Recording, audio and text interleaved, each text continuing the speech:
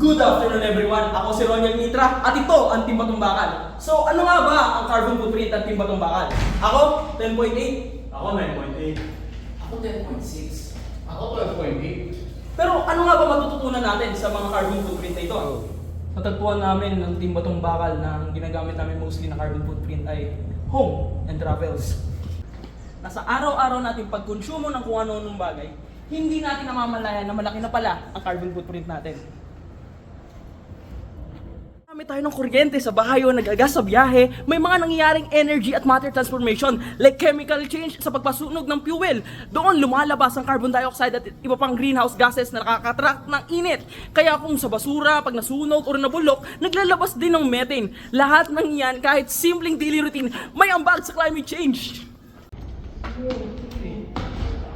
So ano nga ba ang tatlong solusyon para mabawasan natin ang ating carbon footprint?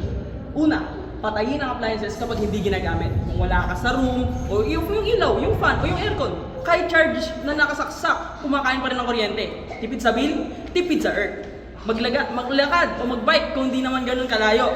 Mga eco-friendly kaysa sa mag-drive ka. At good pa, exercise, di ba? Less gas, less gastos, less pollution. So huwag ka magsasayang din ng pagkain. Lastly, bumili at lutuin na sapat. Sayang ang pera at resources kapag tinapon mo lang ang food. Tandaan, may ibang nagugutom.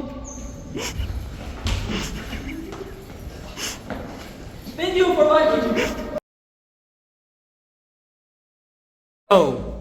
Good afternoon, Team Batong Alright. Last. Oh! Good afternoon, Team Batong Alright. Last. Oh! Good afternoon, everyone. Ito ang Team Kapag gumagamit tayo ng mga kuryente sa bahay or nagpapagas tayo sa biyahe, may mga nangyayaring energy at matter transformation like chemical change sa pagsunog ng fuel. Doon lumalabas ang carbon dioxide at mga greenhouse gases at natatarak ang init. Kahit yung basura pag nasunog or nabulok. Yeah, testing. Hindi natin namamalayan na sa araw-araw malaki na pala yung carbon footprint natin. Mm-mm. Okay. Testing mo yung pagka, ano mo, pasok mo.